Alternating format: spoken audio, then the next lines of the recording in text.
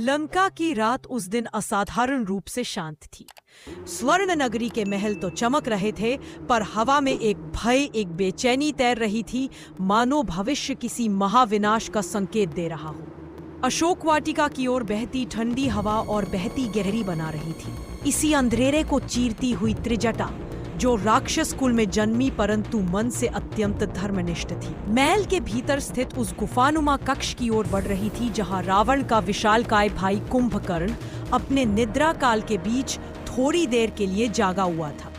कुंभकर्ण के चारों ओर दीप जल रहे थे और उसकी सांसें भी पृथ्वी को हिला देने वाली प्रतीत होती थी, लेकिन उसकी आंखों में आज कुछ और ही भायुद्ध की आहट, भविष्य की पुकार।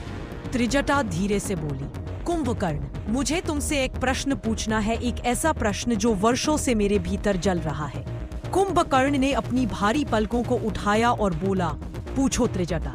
रात चुप है और सत्य हमेशा रात में ही जागता है। त्रिजटा ने गहरी सांस ली। तुम जानते थे कि रावण का कार्य अधर्म है, जानते थे कि माता सीता का उसके समक्ष सत्य क्यों नहीं रखा? कुंभकर्ण कुछ क्षण चुप रहा, फिर बोला, त्रिजटा, मैंने रावण को रोका था, बहुत बार रोका था। उसे चेताया था कि राम कोई साधारण मानव नहीं, बल्कि वह दीप है जो अंधकार को भस्म कर देते हैं। लेकिन रावण, उसका गर्व, उसकी आंखों पर पर्दा डाल चुका था। त्रिजटा चकित थी। यदि ऐसा था तो तुमने युद्ध को रोकने का प्रयास और क्यों नहीं किया? कुंभकर्ण की आवाज और धीमी हो गई, क्योंकि यह युद्ध रोका ही नहीं जा सकता था त्रिजटा। यह केवल राजाओं का संघर्ष नहीं था, बल्कि एक दिव्य योजना थी।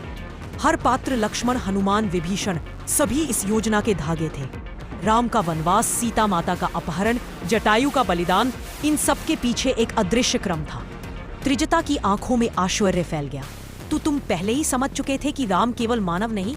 कुंभकर्ण बोला, हाँ, जब मैंने हनुमान का प्रभाव देखा, जब मैंने राम के बाणों की कंपन सुनी, मैं समझ गया था कि यह युद्ध देवताओं की अनुमति के बिना संभव ही नहीं। और जिस सीता माता को रावण ने बंदी बनाया, वह केवल एक स्त्री नहीं थी, वह शक्ति का रूप थी। त्रिजटा धीरे से बोली, यह आखिरी प्रश्न, यदि तुम सत्य जानते थे तो रावण की ओर क्यों खड़े होने जा रहे हो?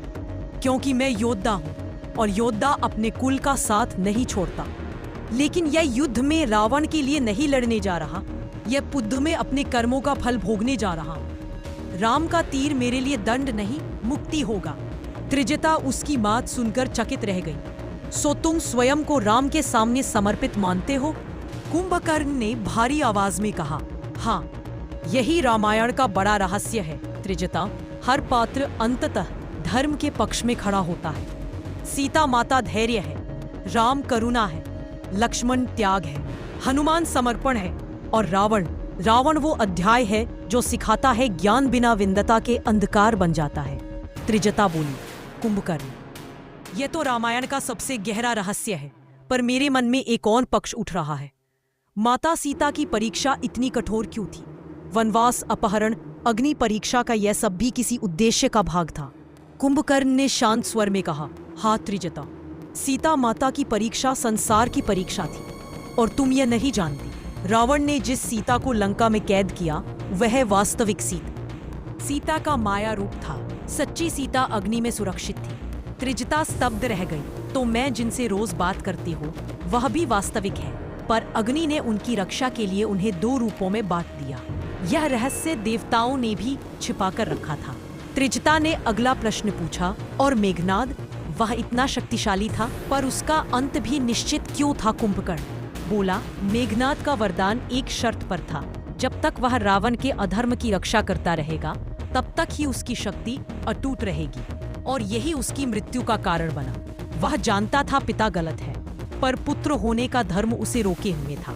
त्रिजटा ने कहा, रामायण में हर शक्ति अंततः सत्य के आगे झुकती है। कुंभकर्ण ने सिर हिलाया, हाँ, और मैं भी झुकने जा रहा हूँ। युद्ध मेरी हार नहीं, मेरा समर्पण होगा। कुछ देर दोनों मौन रहे। फिर त्रिजटा ने पूछा, कुंभकर्ण, तुम्हारे भीतर धर्म की लौ कैसे जगी? तुम राक्षस कुल में जन्मे होकर भी इतना गहरा सत्य कैसे देख पाए? कुंभकर्ण बोला, क्योंकि हमारे वंश पर एक पुराना श्राप है।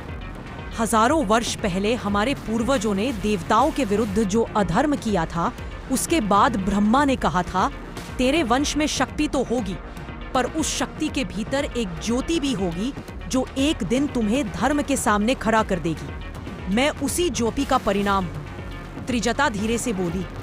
तो अब क्या होगा कुंभकर्ण? क्या लंका बच सकती है? कुंभकर्ण ने दर्द भरी मुस्कान दी। नहीं त्रिजटा, लंका की राख भी नियति में लिखी जा चुकी है। जहां स्त्री का सम्मान नहीं होता, वहां समृद्धि का कोई वरदान टिक नहीं सकता। राम अतिशोध लेने नहीं आ रहे, वह संतुलन पुनः स्थापित करने आ रहे हैं। उनका अवतार भी रावण की साधना का परिणाम है। यह भी रहस्य है जिसे रावण कभी समझ न सका। त्रिजटा का हृदय भारी हो गया और तुम्हारा अंत कुंभकर्ण ने दूर आसमान की ओर देखा। मृत्यु मेरे लिए वरदान है, अधर्म की जंजीरों से मुक्ति का एकमात्र मार्ग। फिर वह धीर से बोल, रामायण अब अपने अंतिम रहस्य की ओर बढ़ रही है और मैं उस अंतिम अध्याय का पहला पत्थर बनूंगा। और उस रात लंका की हवा ने पहली बार जाना कि अगले सूर्योदय के साथ इतिहास बदलने वाला है, क्योंकि एक राक्षस धर्म के सामने सिर झुकाने जा रहा था।